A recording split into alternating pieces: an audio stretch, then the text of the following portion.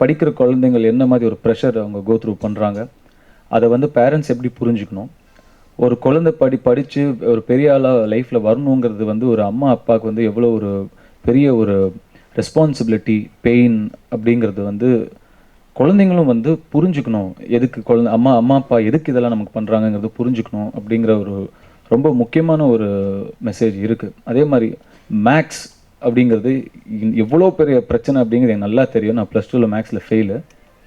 So மேக்ஸுங்கிறது ரொம்ப ரொம்ப ஒரு கஷ்டமான ஒரு சப்ஜெக்ட். ஒரு 170% குழந்தைகளுக்கு வந்து அந்த மேக்ஸுங்கிறது வந்து ஒரு பெரிய நைட்மேராகவே இன்னும் கூட இருந்துக்கிட்டு இருக்குது. ஸோ அதை அதை எப்படி டீல் பண்ண முடியாது, எப்படி டீல் பண்ணலாம் அப்படிங்கிறது வந்து ரொம்ப இம்பார்ட்டண்ட்டான ஒரு விஷயம். ஸோ இந்த மாதிரி ஒரு முக்கியமான ஒரு விஷயம், முக்கியமான மெசேஜ், முக்கியமான ஒரு படத்தை வந்து கொடுத்ததுக்கு நான் தான் வந்து அஸ்வினிக்கு தேங்க்ஸ் சொல்லணும். அவங்க எனக்கு சொல்ல வேண்டிய அவசியமே இல்லை. She is given a terrific film and I am very proud of this film already. And இது உண்டர்பார் நிறுவனத்தில் இந்த படம் தயாரித்ததுக்கு நான் ரொம்ப ரொம்ப பெருமைப்படுறேன், சந்தோஷப்படுறேன்.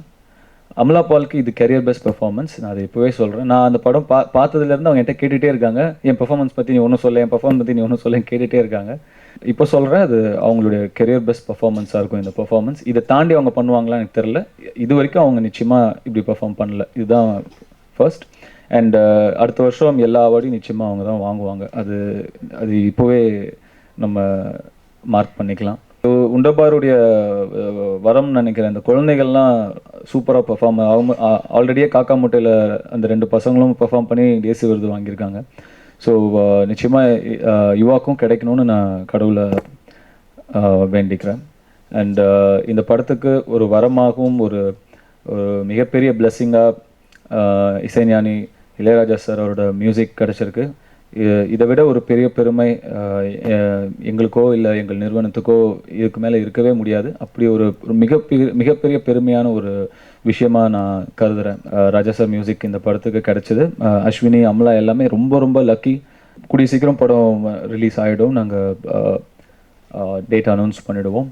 தகுதியான படத்துக்கும் தரமான படத்துக்கும் உங்களோட சப்போர்ட் என்றைக்குமே தவறுனதில்லை. ஸோ இந்த படம் கூடிய சீக்கிரம் உங்களுக்கு நாங்கள் காமிப்போம்.